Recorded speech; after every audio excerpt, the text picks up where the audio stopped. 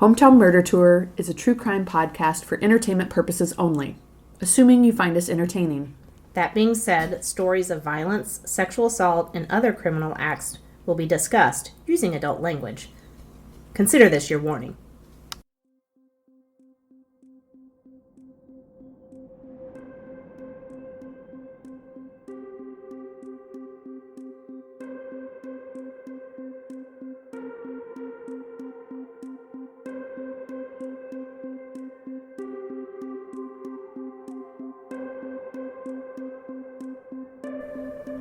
Here we go. Oh, man. Raise your hand if you're super nervous.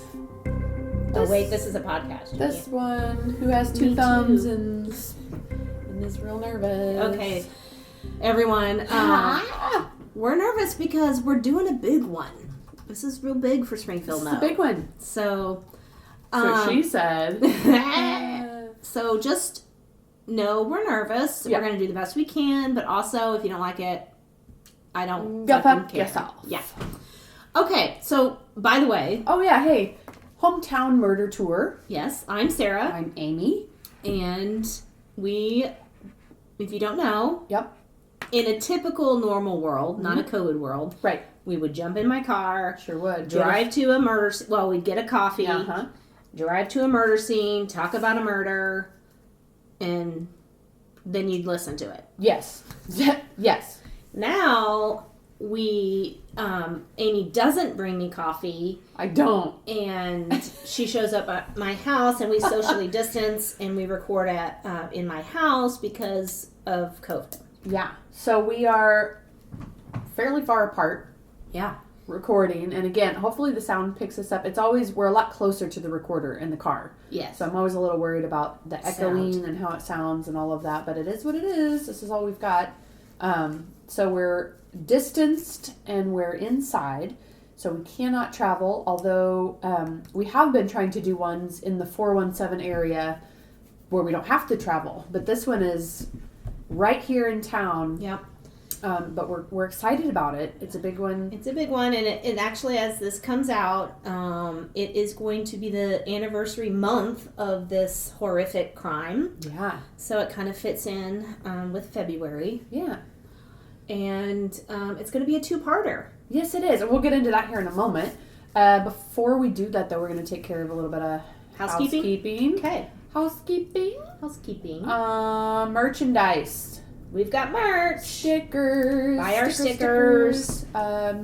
Yeah, we've got some really fun stickers. Those of you that have listened for a while, you know there's little some sayings. And even if you don't, there's still some cool stickers out there. So we've got two different bundles you can buy. We have a website where it tells you how to order them. Uh-huh. And so, yeah, do that. Yeah, it's linked on our Instagram. Instagram. It's also at the end of the podcast in the description, or on the podcast description. Yeah. So just hit the website there and order you some stickers. Yep. What else? Review. You got a review? I do. Sweet. This is been hanging on to this because we're trying to stretch them out, right? Yeah, we're running out.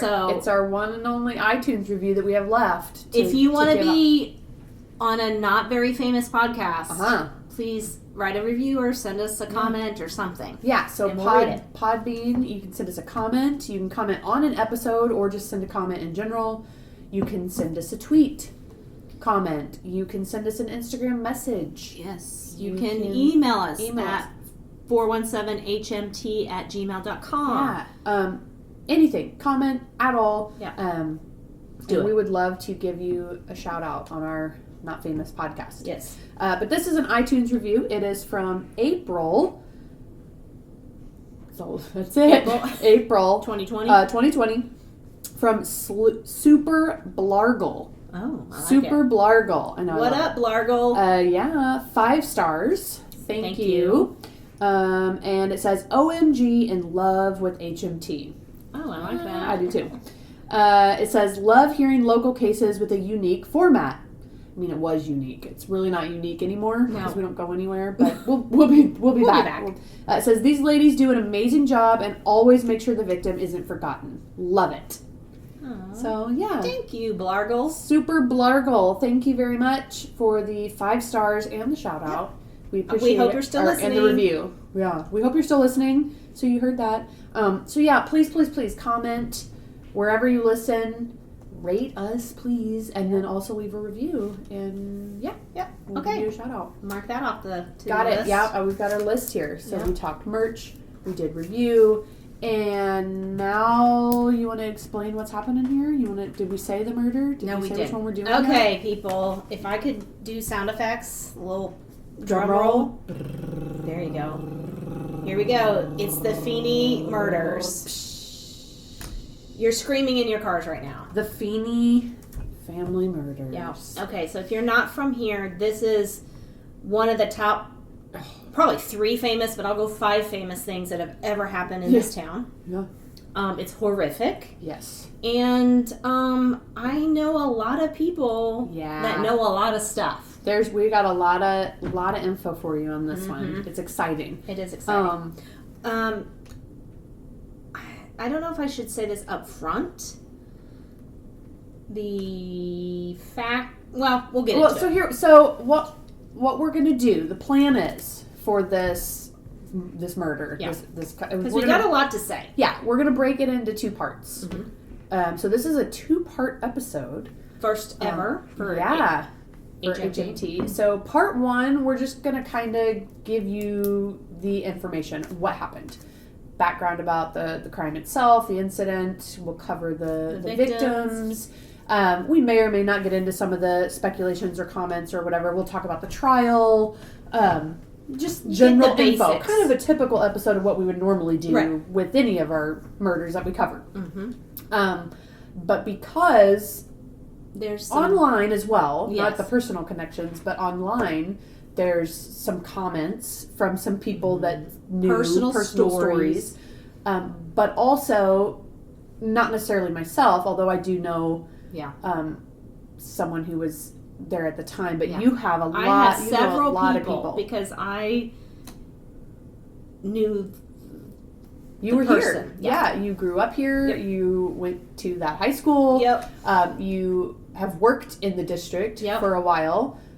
So we know people that have a lot to say. And guys, I mean, we went all out. I interviewed people. Yeah. Now we won't be giving names, of course not, but we've got some good stuff. So what we're planning on doing part 2 then will just be us reading lots of comments and thoughts and feelings and speculations and opinions. None of it necessarily fact-based. Nope, just what's out there. Just kind of like dirty deets, gossipy stuff about this. But that's what makes this case so known, is because there is so much crazy backstory shit. The underground stuff that came out because of this. And we've got a lot of that for you. So that'll be kind of a part 2. So part 1 is this episode. Kind of and it's going to just sort of cover, So that being said, do we want to talk about, just like get it out here, like a disclaimer? Yeah, so that's what I didn't know if we wanted to touch on that now. So the disclaimer is this. This is technically, quote unquote, an unsolved murder. Yes. And the person that went on trial was acquitted. Yes. So we want to say up front. We'll probably say it multiple times just to cover our own asses. We don't want to get sued. Right. So we are just going to say, a lot of according to, or what's the word I want? Allegedly. Yes. We may say allegedly a lot. Yeah. We may say supposedly, or a comment was made that some people think. So we will do our best to try to not let get sued. You know to not get sued. We're not here to libel anyone. But that also, well, you know how that goes. I think we did the same thing with Ravel. Yeah. So. Yeah, and it's our opinions are our own at the end of the day. Correct. And we'll just... Yeah, sorry. Yeah, we'll just go with that. Yep. So, all right. Here we go, everybody. This is... The Feeney murders happened February 26th, 1995. Okay, so picture it. 95. I need a song. I know. You always have the songs. I was just thinking of like Chumbawamba for some reason. Oh, man. Baby doll dresses. choker necklaces, combat boots with your baby doll dresses. Am I in the right place? I think so. Yeah, I'm just thinking of my obsession of 90210 and what they were wearing at 95. So I personally was, what was I doing in 95? I was in college. So there you go. Midway through my bachelor's degree. So that's where I was. At MSU. Yeah, well, you weren't here. You were in Indiana. I was in middle school. Shut up. 8th grade. No, 95. February of 95. It would have been 8th grade. Okay. Northern Indiana. So nowhere near. No, this. You didn't know what was going on. I had no idea. I just had my bowl cut and my Pearl Jam posters. That's what I was. Pearl Jam. That's what was happening in my world. Cool. All right, so here we go. First, let's talk about the victims. Yes. There are 3 victims in this murder, and it is quite horrific. It's awful. And of course, we have a disclaimer at the beginning of this podcast. You know, trigger warning, trigger warning, trigger warning. But also, if you're listening to these kind of podcasts, you clearly are okay with it. Right. So, Cheryl Lynn Feeney was victim number 1. She was 35 at the time.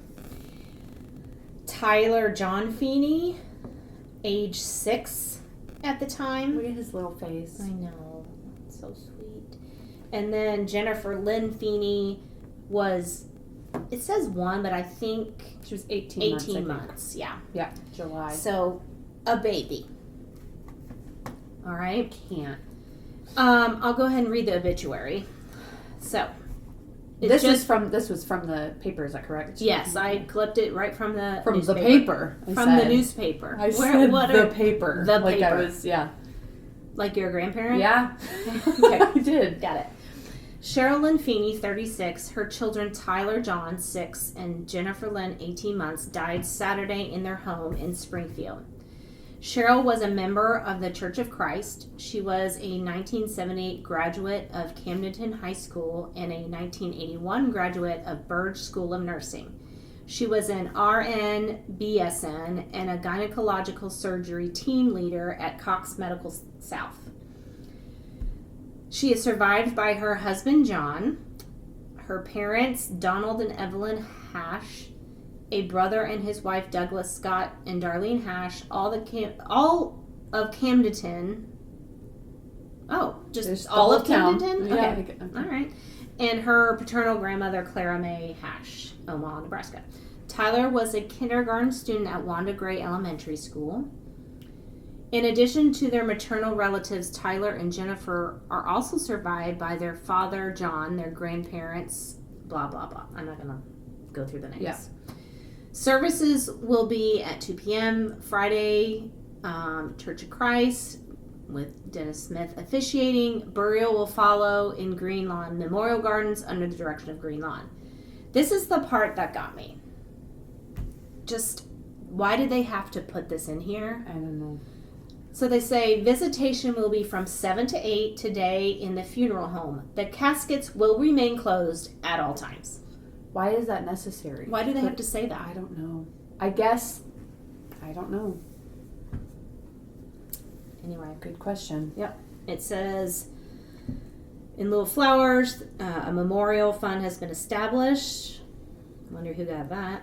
And this tragedy has touched the hearts of all who knew Cheryl, Tyler, and Jennifer. They will be greatly missed by all.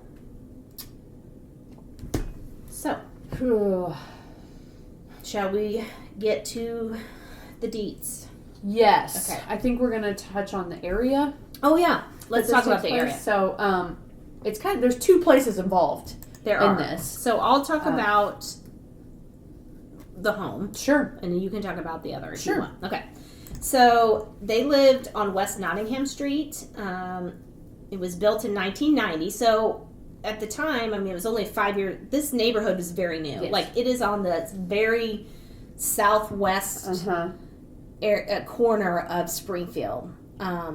And actually, you know, that map we always post of what the neighborhood, it doesn't even have a neighborhood name on it. Oh, really? Yeah. I had to search. I literally had to go on Google Maps. And you know how you can have the actual photos. Yes. And you drive down the street. Okay. I had to keep driving down the streets till I found a sign of the neighborhood sign. Mm-hmm. Oh, so wow. The neighborhood is called Southland Village neighborhood. It's off okay. Cox and I don't know if that's Plainview. It's a farm road, but it also has a name. Weaver. Okay. So it's right down the street from Wanda Gray Elementary. Okay. So Wanda Gray was brand new. That whole area was just brand new. Very nice area. I actually babysat in that same area, which we'll get to later. Yeah. Okay. I made a note of that also. I was like, what? Mm-hmm. Yeah. So, anyway, it's very white collar. The average income was $75,000, which in 1990, that's pretty high, right? I would think so. Pretty good income, anyway. It's decent. Yeah, they're not small, dumpy houses. They were nice houses. So, anyway, that, like I said, it was the newest part of Springfield. It's the newest to be developed, really, at the time. And they went to the Wanda Gray and then Cherokee Middle School and then Kickapoo was the feeder pattern. Yes. Yeah. Okay. So that is where the murder took place. Correct.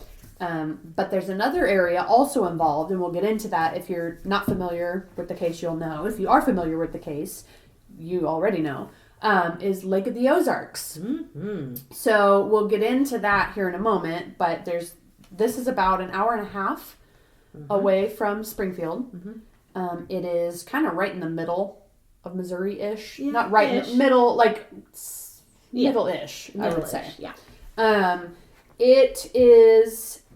There's a big lake there. It's a big party lake. Like, it's Party Cove. They actually have a Party Cove. Of one of the top party lakes. Yes. I mean, you probably saw it in the news. I have I put that on there. It's in the news it's actually kind of known for a few reasons. Yeah. The show Ozark on Netflix. Correct. Which I have not watched. My husband watches. Oh my gosh, and so he loves it. It's so good. I mean, it's not actually filmed there. Oh, no, I know. But it takes place in Osage Beach, which is a town right there at Lake of the Ozarks. Yep. So it's a reservoir. It's a created lake, again. Just like our other one. Just like the Table Rock Lake we talked about a couple episodes back.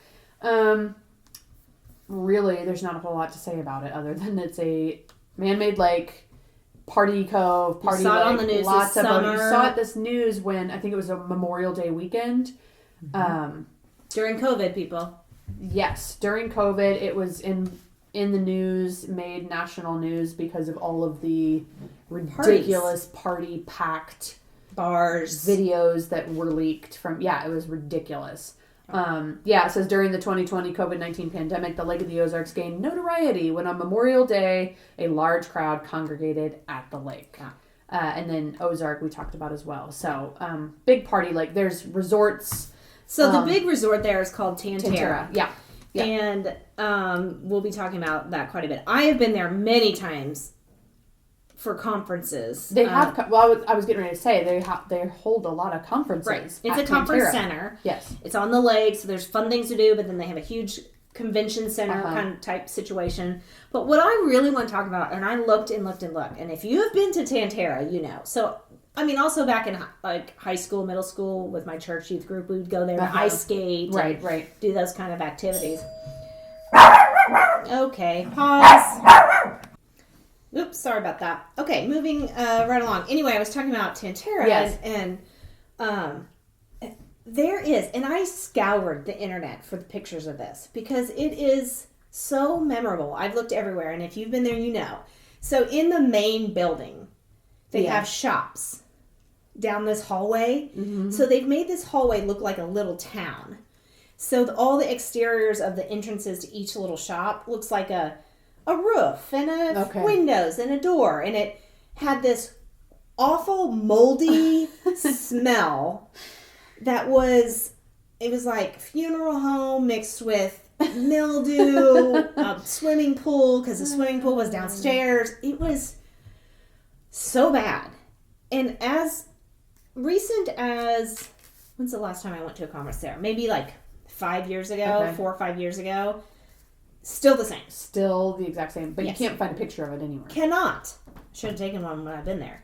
But apparently now, a few years ago, the Margaritaville brand bought it. Okay. So they've kind of redone it. And the last time I went, they redid the lobby. But that still the same fucked up street of stores indoors was still there. That's weird. It's real weird. Super weird. Okay, sorry. I just had to add that in. Yeah. If any of you have ever been there, you know exactly what I'm talking about. Tantera Resort at Lake of the Ozarks. Yep. Which will come into play. So. Okay. Are we... I think we're ready. Nervous. Okay. Let's jump in. Do you want me to start or do you want to start? Oh, I'll start. Okay, go for it. Okay, so here we go. The Feeney home. It says, Cheryl Feeney seemed to have it all. A husband of 13 years, a successful career as a nurse, and 2 children, 6-year-old Tyler and 19-month-old Jennifer. But all of that ended on February 25th, 1995, a Saturday that began as a seemingly perfect family day. Cheryl went shopping while her husband watched their children. When she returned, the family ate lunch together in their home. Feeney did some yard work before heading off to a conference at Lake of the Ozarks, which also happens to be her hometown. Mm-hmm.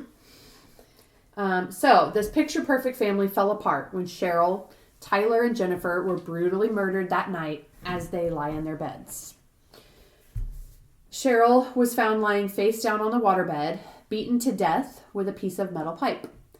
The words die and bitch were reportedly splattered on the wall with paint. Tyler had also been bludgeoned with the pipe, and Jennifer, the baby, was strangled with a shoestring. Now, I had also read somewhere that it was drapery cord. Yeah, I had always heard that it was, like on mini blinds. Yeah, the cord for the mini blinds. But so I've heard mini blind cord, I've heard shoestring, and I've also heard drapery cord. So like a curtain but ribbon or something. So I'm not sure. But I think in most of the accounts, I have read shoestring a lot. Yeah. The house had been ransacked. Drawers were pulled out and their contents were dumped on the floor. While Cheryl's purse and jewelry were missing, cash was left inside the house. The trunk of Cheryl's car was found loaded up with stuff taken from the house. A battery charger was attached to the car. The police don't know why. The battery wasn't dead. Shoe prints of paint tracked through the house were a size smaller than Feeney's size 12 foot. Family pictures were turned to face the wall. We're going to come back to all of this. The back door appeared to be pried open, but the screws of the latch seemed to be unscrewed rather than pulled out. The bizarre, grisly scene sat dormant for 2 days until the bodies were discovered that Monday by Feeney's mother, who used her key to enter the house at Feeney's request. I mean, that poor mother. Yeah. So he sends his mother-in-law. Yeah, and somewhere else it says it was both. No, it's her mother. Okay. Oh no, Feeney's mother. Sorry. I heard he had called both his mother and the police, and that they were both there when they entered. But I don't. Well, and I can't. It might be later in our notes too. But right here. So he couldn't. He claims he couldn't get a hold of them. Right. So claims. And so he allegedly. So he then calls and says, "Hey, go check on them." Mm-hmm. Right, and that's what happened. And I do remember reading too that this was Monday. Yeah, she didn't show up to work. Right. For Monday, and so her job. So originally, the job called Feeney, maybe. Yes. Well, he didn't have we didn't have cell phones then. Not really. 95? No. No. Maybe it was after the fact. They thought it was weird. They tried calling. Yeah. Well, and I'm sure she was the type that never missed or would call or whatever. Yeah. Okay, so next part, the conference. So shortly after his Saturday night arrival, Feeney had dinner with a female colleague, and I put dinner. And by dinner you mean sex, right? Because we'll get into that. Yeah. Those dinner my shenanigans. ass. Allegedly. On the way back, he was stopped by police for speeding at about 8 p.m. Now, if you've ever been to Camden or Osage Beach, you know not to speed. Oh, yeah. Because you will get pulled over. It's small town. It's revenue. Correct. That's how they make their money. That is revenue. And everybody knows those there. Towns, right? That it's a speed trap and you don't do it. Yep. And to go to conferences often in that area. And your wife is from there. You would know not to speed. And maybe want to get caught. Unless you need an alibi. Allegedly. Okay. So perhaps the strongest alibi is the Osage Beach police, who can vouch that Feeney was inside the station at about 10:30 p.m., paying a $60 speeding ticket. I love you could just pay it right then. I was just going to bring that up. So you get your ticket at 8 p.m. and then you just go pay that at 10:30? You just go down there to pay it? Apparently back then you do. Well, apparently you do if you also want to make sure everyone sees you paying your ticket. Because most people, I feel like, would just, shit, that sucks. I got a speeding ticket at 8 o'clock at night. I'll pay it like everyone pays it and just mail that in. Yep. The defense said a witness heard noises in Feeney's room. Sure they did. In the middle of the night, meaning he was not on the road. As prosecutors theorized, rendering it impossible to squeeze in more than 5 hours of driving plus time to commit the murders. Which, where are they getting the 5 hours of driving? It's an hour and a half away. Yeah, it's not far. It's not 5 hours. A round trip would be 3, maybe 3.5. And had plenty. 2 hours is plenty of time to kill some people. Just saying. Allegedly. So, on Sunday morning, Feeney went to McDonald's nearby the conference for breakfast, which also is weird because if you've ever been to a conference... They have breakfast. Uh-huh. Not only that, but let's say they didn't offer a complimentary breakfast. You're in a hotel. Yeah.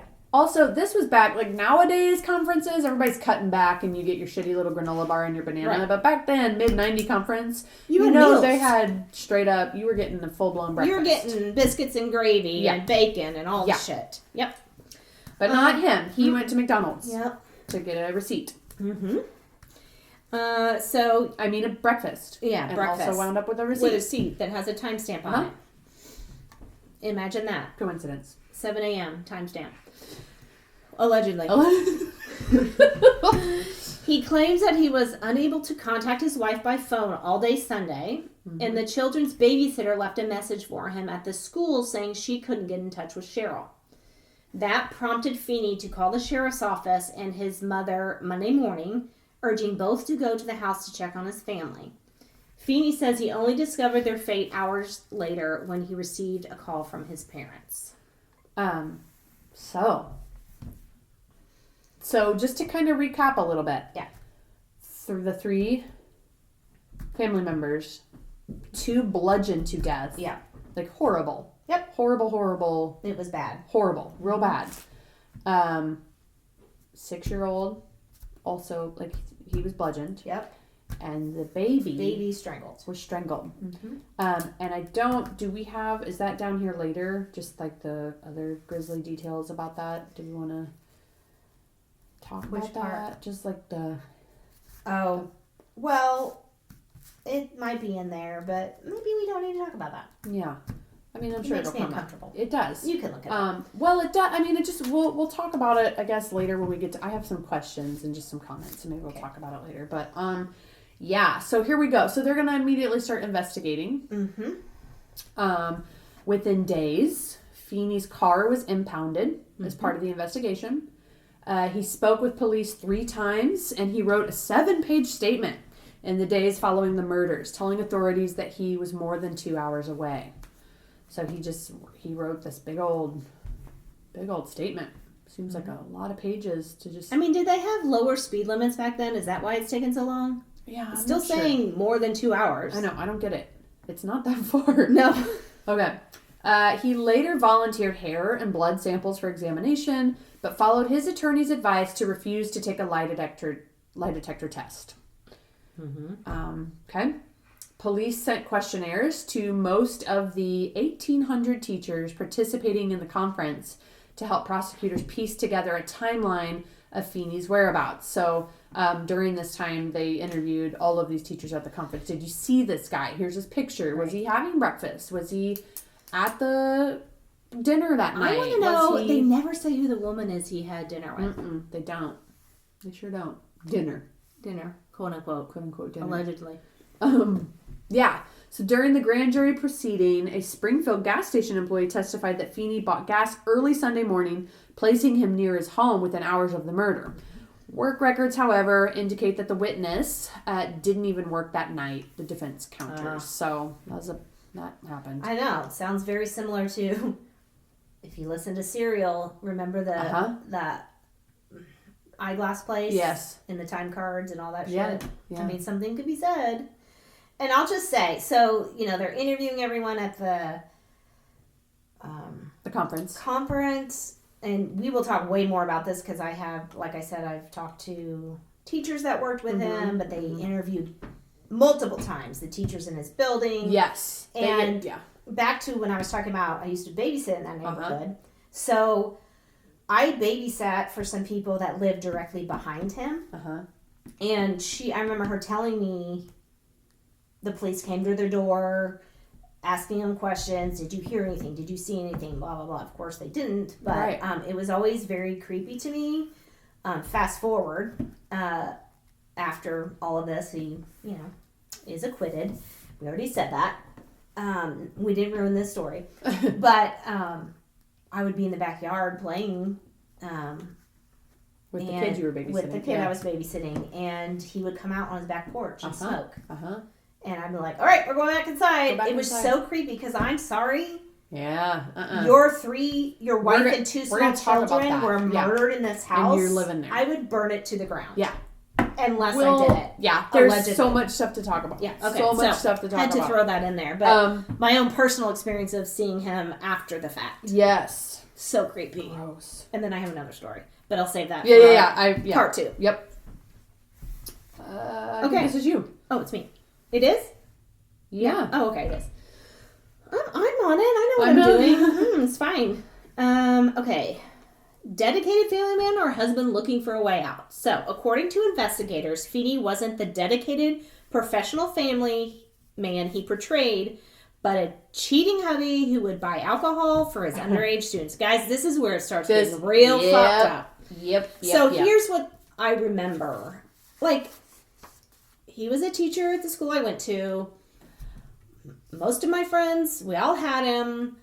I never personally cared for him. It was kind of like black or white. Like, you either loved him or you were like, you're creepy.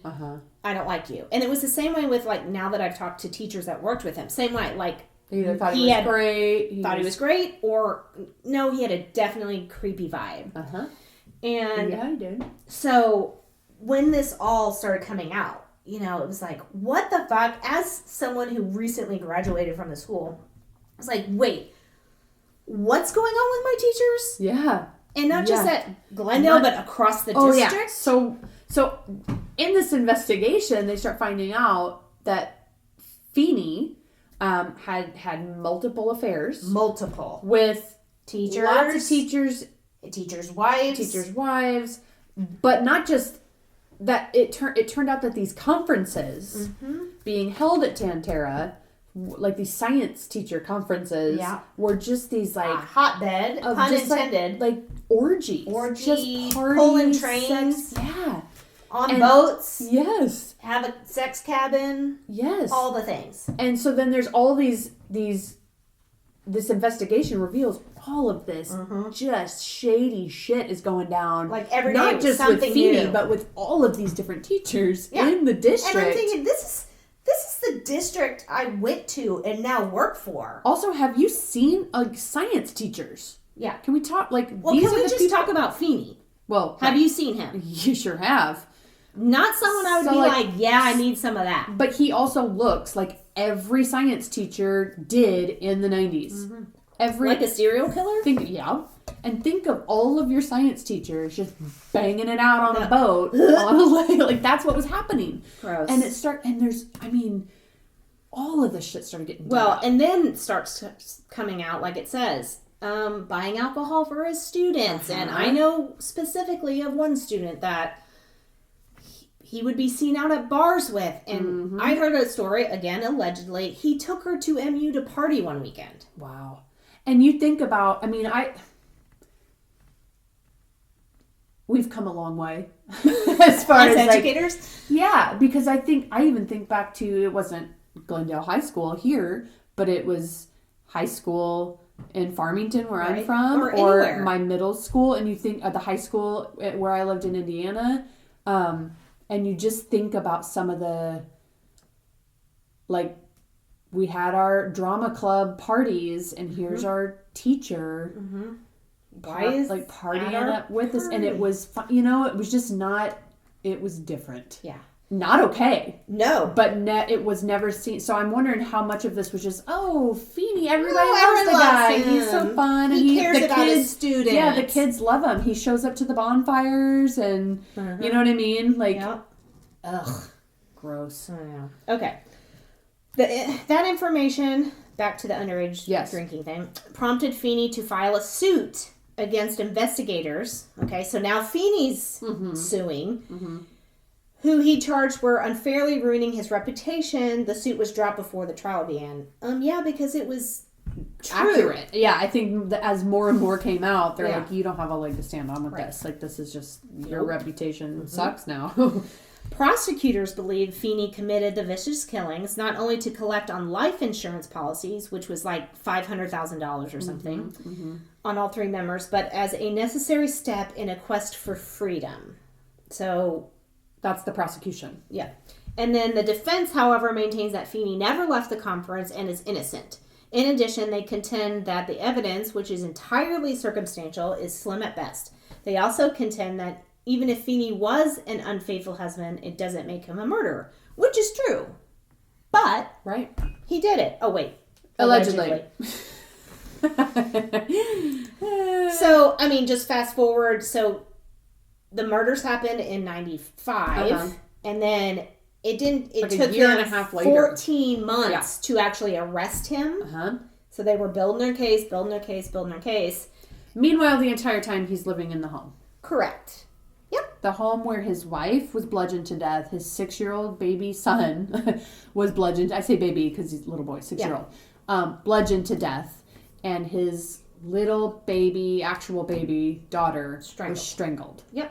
And he lived there. And he stayed there and slept and lived in that home for 14 months and longer. Longer. Because then afterwards, he's October of 96, after 5 hours deliberation, he was acquitted. Because, they didn't have... there were interviews afterwards, right? With jurors. Yeah, I remember watching. Now, I, again, searched for these archived. I know it was like a Dateline or 48 Hours or one of those shows did a show on Feeney and all of this.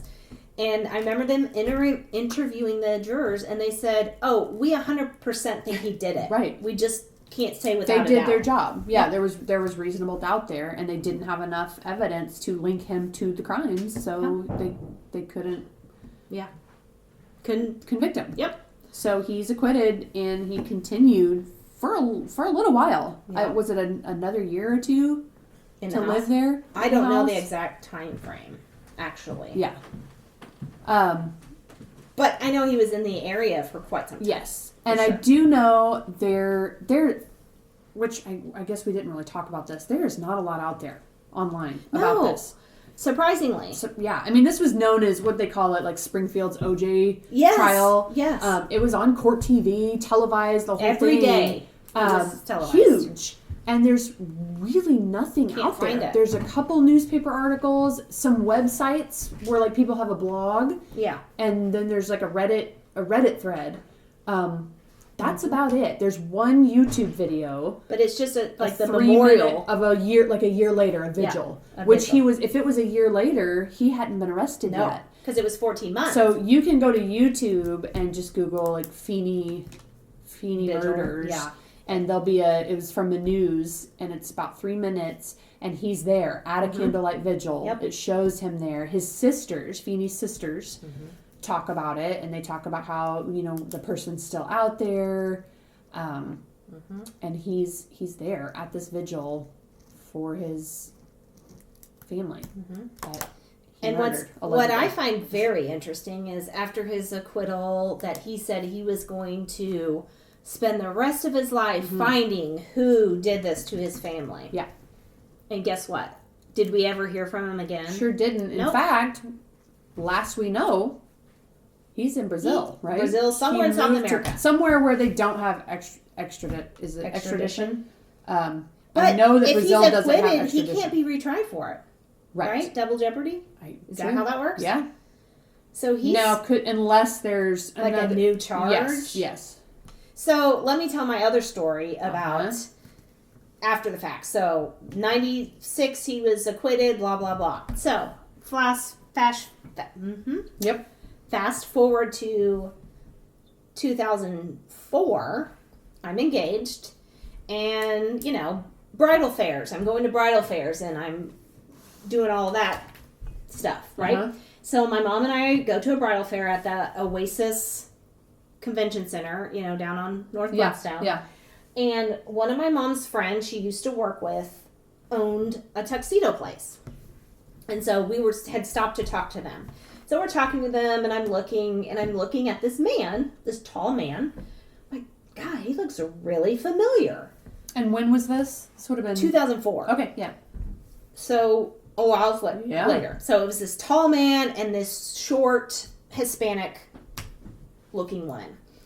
And or Latino, whatever. Yeah. What's the correct? Latina, Latinx woman. And so I'm just we're talking, but I'm kind of looking around. I'm like, man, he looks familiar. How do I know him? You know how it is. Yeah. So we go on and we walk around, go to all the booths, and then we end back at the tuxedo place to stop and talk and say goodbye to my mom's friend. And she goes, "Oh my God, do you guys know who that was when you were standing here?" I'm like, "No." She's like, "That was John Feeney, and he's getting married to that woman who speaks no English, and he wants all these tuxes shipped down to South America." They don't have tuxes. I know. So I'm like, they don't have tuxes in South America. In Brazil? Yeah. But he had, I wonder if he supposedly comes back has children now. Okay. With this woman, moved someplace where they better watch it. She probably has never seen a Dateline episode in her life. Right. But I did hear one of my people that I interviewed, one of the former teachers he worked with, said she thought he had come back to the States, not Missouri, but he could be amongst us. Well, according to that vigil, he had, I think it was 2 or 3 sisters. And one of them that are here. Lives in Rogersville. Right. So he could, if he comes back to visit, he could. He probably still has those disgusting serial killer glasses Mm-hmm. that I know were not in style 95. We shouldn't know. Those were like 85. Based on that mustache and those glasses alone. I would have put this at 85. No, it was 95. Mm-hmm.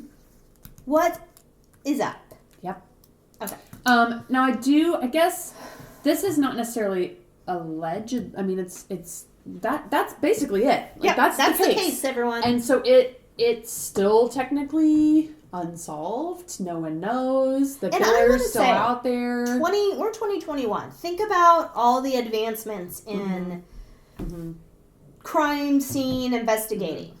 Why is this not being looked into? Well, I know why it's not being looked into still, allegedly. But why is it not being looked into? Yeah. Oh, no, it's still. Let's solve it. Yeah.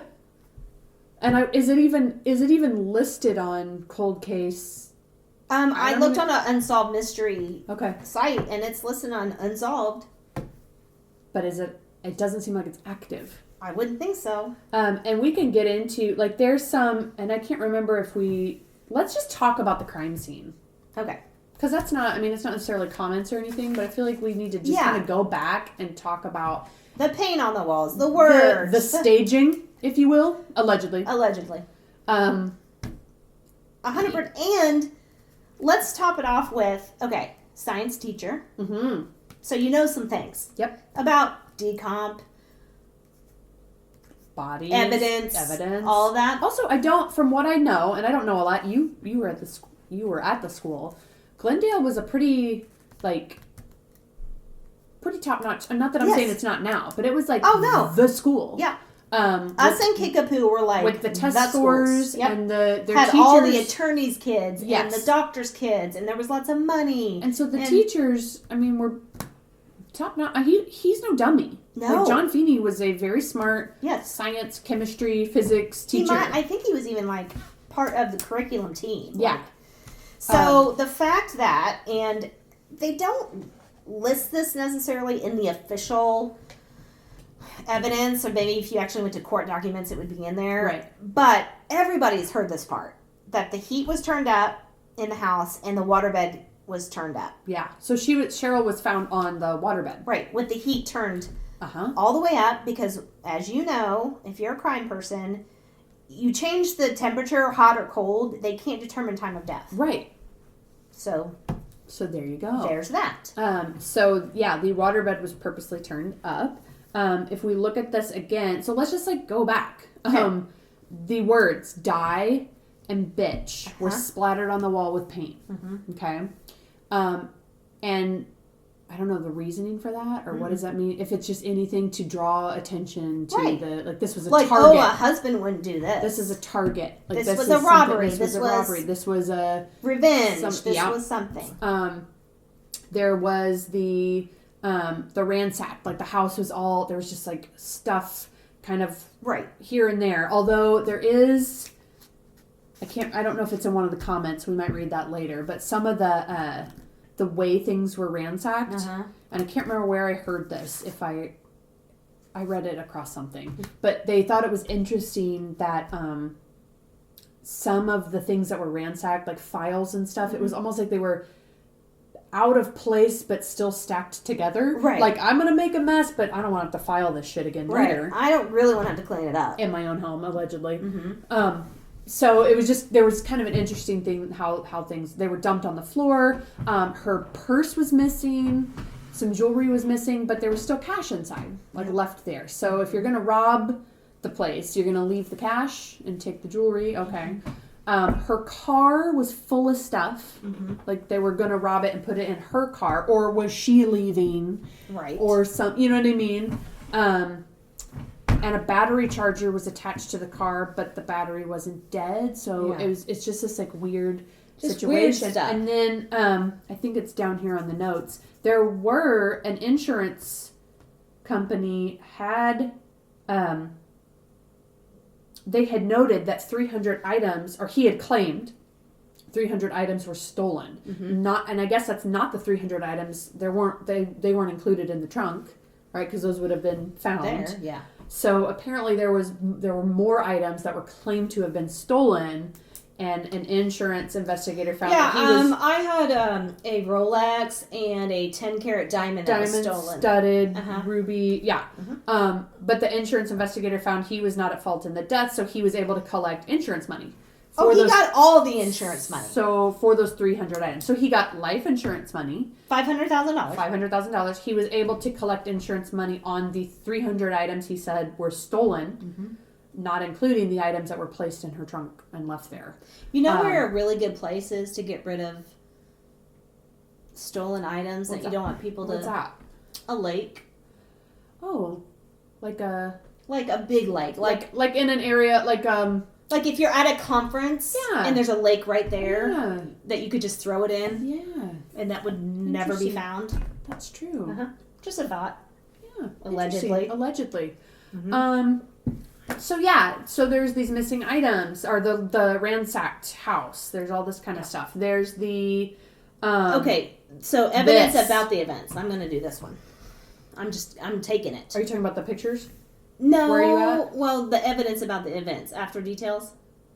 Oh, I was going to talk about, Are we there? Well, no, I think the pictures. Oh, okay. Oh, you went back to the original list. Oh, where are you at? Sorry, everybody. Go ahead, take it away. Well, I was just going to say more evidence about the events. Yeah, go for it. There was evidence that others had been involved. So they found unidentified hairs were found on Cheryl Feeney's bloodstained nightgown, which... You know, I don't know what to think about that. I don't either. But let's say if you're like me and your hair falls out all the time and you're around somebody else and it gets on you, and then you go to and allegedly kill your wife, that a hair might fall. Like, I don't know, maybe the woman you had dinner with. Or also just hair. Allegedly, if one were to stage a crime scene and want it to appear that someone else did it, allegedly, I might maybe find some you would hairs. find some hair. Mm-hmm. Just saying, allegedly. Just saying. Okay, this one is also a big key point in the whole case. Oh, man. Okay? Yeah. Yep. So Tyler was found to have He's the 6-year-old. The 6-year-old boy. Sexually transmitted case of Hep B. Mm-hmm. That did not come from his parents, raising the possibility that someone who had infected the boy also killed him as a family. Now, let's back up a little bit. Yep. So, supposedly, Cheryl had confided in some people at work that they knew Tyler had Hep B. Yes. And that John was abusing him. Yes. This is hearsay from Cheryl. She was a nurse, so her work colleagues have said and she told them about this. And that Cheryl confronted John and she was going to leave him and then she gets murdered. Yep. So. Now, but they did say, it says did not come from his parents. So did John not have Hep B? I guess not. And she didn't have Hep B. I know. So that's what I don't know. Right. And I don't remember, was that their case that was that their proof that he was sexually abused? Did they release anything else other than physical examination that he had been sexually abused? But also, you can get Hep B, I feel like, other places than, it's just fluid transfer, right? I think so. But I think it's pretty, there's not a whole lot of ways. I don't think you can get it from drinking a cup off of... right, no, it would be like a blood transfusion or organ transplant or... Sex. Or sex. Okay. So there's that weird part to it that no one really has an answer for that. Right. So then shoe prints of paint tracked through the house were a size smaller than Feeney's 12 size shoes. One size smaller. One size. Still can fit your foot in that. Sure can, allegedly. And I'm going to step in this paint and walk around the house. Yeah, and I had heard, and again, I think it was on one of the comments, so this might be a part 2. Yeah. Because I think one of the comments was from a detective. Oh, yeah. That worked. But they had said that the way the prints looked, it was almost like they were they didn't fade very much. It was it's like dip in the paint, go walk. A little bit. Dip in the and paint. Again, that might be, I may have to correct myself in part 2 when we actually We never correct ourselves. We're always right. But it just, again, paint tracked through the house that just so happened to not be the size shoe. Like, look how obvious this is, that it was not. Right. My shoes. Not me. I didn't do it. Right. This part 2. This is what I wanted to bring up too. Family pictures were turned to face the wall. Why? If you're some stranger... And you don't give a shit. I'm here to rob you. And murder you, apparently. Also, that doesn't go in 2. It doesn't go, especially when they're in their beds. Yeah. That's not a thing. Yeah. I mean, I'm pretty much a profiler. And we just did a murder where they went to rob them and murdered them. Right. You know, I'm not saying it doesn't happen, but to murder 2 children that are sleeping in their beds. Like a baby girl. That could never identify. Right. Unless it was Daddy. But to write, die, bitch, what a... right, allegedly. It just... Why would you turn the picture? If you didn't know these people... Yeah. Why do you fucking care about the pictures? You don't. You don't care about the pictures. If you're there to rob and kill...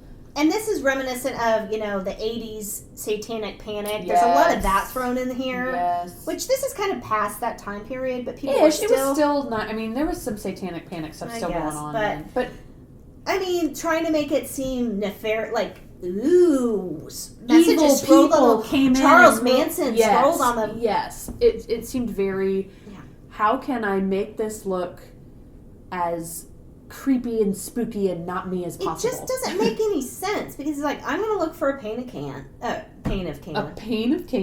Or a can of paint. Yep. And I'm going to scroll some shit on the wall after I've murdered and sort of stolen things. Right. Sort of stolen things, but leave it in a car, but also not, but also track my footprints all along the carpet. Yeah. Turning the pictures around. I don't really odd. And then the door being pried open, but it's really been unscrewed and not pulled out. Right. So it's very stage-esque. Very stage-esque. I mean, I feel like rookie staging. I feel like I could do a better job. I mean, I don't, on one hand, incredibly careful and smart to make sure all of these ducks are in a row. Yeah. You know what I mean? Yeah. Allegedly. But also, on the other hand, like cheesy almost. It's just over the top. It's like I just read a detective novel. Yeah. Or and I I'm don't know, gonna like, do how these can things. I make the, I don't know. Anyway, so those things are just the parts that get me, like the hairs and the Hep B and the shoe prints and the pictures. Like, it's all weird. And is there, again, this may be on what we did have to read, most of it was kind of comments or whatever, but there was some questioning about CODIS, like the DNA database or whatever, and how none of this was ever run. It wasn't run. Like, they just didn't. Why aren't we opening this case? Right. But I don't even know, is that stuff, are those hairs still there? Did they find anything? Is there still evidence somewhere to be tested? Well, and he got to walk around in that house. Yeah. Right after it happened. Like, I'm sure it was cordoned off for a bit and, like, they went to the crime scene. But then I'm going to go ahead and live there. But he lived there. I mean, how... I don't know. Yep. So anyway, he got a lot of money, and I'm sure his heart was broken. Well, he was, according to that vigil video, he was visibly choked up. He made sure to just draw some tears for that. I'm sure. That's not hard to do. Regardless, okay? Mm-hmm. Completely innocent. Didn't do it. Cheating on his wife aside, which, whatever, asshole. This happens. You get the news. You can't get a hold of your loving wife that you love and your children that you love, your baby ass little kids. Yeah. And you find out that this happened to them. Mm-hmm. Horrific. Yeah. Okay? Regardless of how it happens, it would always be awful. Like, if they were shot, it would be awful. But this is awful. Bludgeoned to death.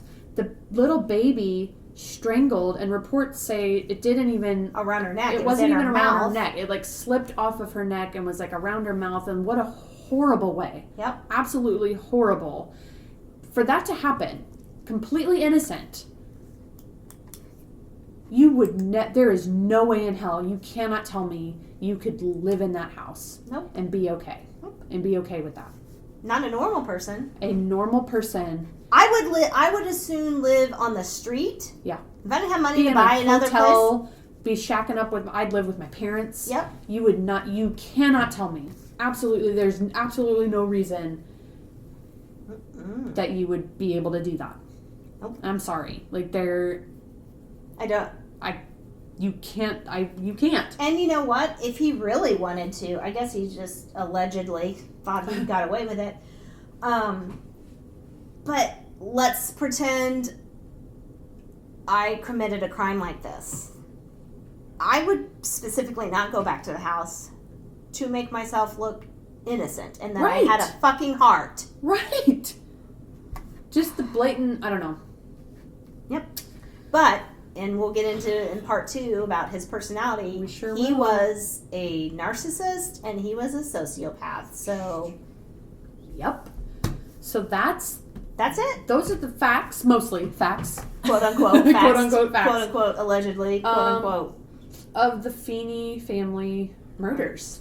And it's just one of those things. Living here, knowing him, knowing students that were friends with him, knowing teachers now that I work with that worked with him. Yeah. I remember we were all just obsessed with it and could not believe the shit that just kept coming out. There's nothing, and you guys are going to, one of the interviews I did with a teacher that worked with him, and then I eventually, when I became a teacher, worked with just the trauma the teachers went through having to deal with that. And we'll talk about that in part 2. But this is a big one, and I'm not being from here, moving here. I mean, this is one of those things, and especially when I got a job in the district, it's like, oh man, well, you heard about back in the 90s, like that Feeney shit, and all the like sex boat shit with the science, and you're like, what the hell? What? No. So this is like a, hey, have you heard of? Like, this is like, you're basically hired in the district, and then the next thing is, have you heard about it? Here's your insurance paperwork, and also, have you heard of that Feeney shit? Yeah. Pretty much. It's a thing. Yep. So yeah, that's part one. Come back for part two, because it's gonna just be juicy. It's juicy, just fucked up gossip, hearsay, allegedly. So yeah, thanks for listening. Please follow us on Twitter @MurderTour. Hit us up on Instagram and something. Hometown Murder Tour Podcast. It has a lot of underscores in it. Email us if you would like. Please rate, review, subscribe, all the things. Thank you for listening. Thanks for listening. This was a big one for us, and we've been nervous to do a big one like this. So hopefully we didn't. I feel like we were kind of. I mean, it was okay. Well, it is what it is. It is what it is. We'll see you for part two, everybody. Bye.